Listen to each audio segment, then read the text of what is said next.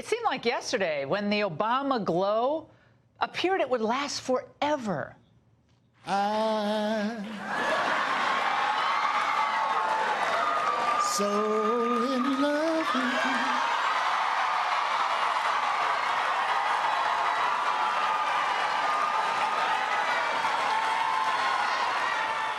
I love how he milks the applause, looks around. Well, he and Michelle became global superstars. They inspired millions of Americans and, of course, the other global superstars. I was at the UN and I heard our president say that climate change is the most important issue facing not only this generation, but all future generations. It was inspiring. And it made me feel hopeful, and it made me feel proud to be an American. Barack Hussein Obama. His name is Barack Hussein Obama.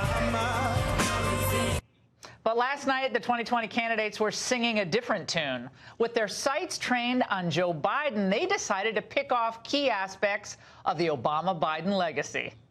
There's this mythology that somehow all these folks are in love with their insurance in America. I'm going to go back to Vice President Biden, because your plan does not cover everyone in America. Everyone should have access to health care, that it's a human right. My response is Obamacare is working. I asked the vice president point blank, did he use his power to stop those deportations? Open borders is a right-wing talking point. And frankly, I'm disappointed that some folks, including some folks on this stage, have taken the bait. I found that the secretary, we sat together in many meetings. I never heard him talk about any of this when he was the secretary. Well, this morning, the candidates tried to back off a little of that criticism, but the marker had already been laid down. I miss Obama. I miss Obama. And I miss her husband, too. Look, he is our statesman. And anybody that was an executive, I, too, was an executive for 2 terms of a city. He ain't perfect. I'm sure Barack Obama was sitting here, and I hope he's sleeping this morning. He would tell you I made some mistakes. We are having an honest conversation about an administration that was incredible. Well, nice try, Corey. Bad joke, by the way. But you can't have it both ways. And even though Elizabeth Warren and Bernie Sanders weren't as explicit during that first debate, they feel the same way. Because as talented a politician as he was, as attractive a candidate as he was, Barack Obama didn't deliver in critical areas for the progressives. Remember when he said this about NAFTA? You scrap NAFTA, Senator Obama, or fix it? I would immediately call the President of Mexico, the President of Canada, to try to amend NAFTA. It is absolutely true that NAFTA was a mistake. Well, he never did anything about it, but Trump did. And what about this golden oldie? Never again will the American taxpayer be held hostage by a bank that is too big to fail. Now, one problem. As noted in Bloomberg Business Week, 2 years after President Barack Obama vowed to eliminate the danger of financial institutions that are too big to fail, the nation's largest banks are bigger than they were before the financial meltdown. Thank God for those bailouts. Then there was this classic. If you like your doctor, you will be able to keep your doctor, period. If you like your health care plan, you will be able to keep your health care plan, period. No one will take it away, no matter what. Well, we all saw what happened. We all felt it. More doctors retired, higher out-of-pocket costs, higher deductibles, and many Americans received policy cancellation notices.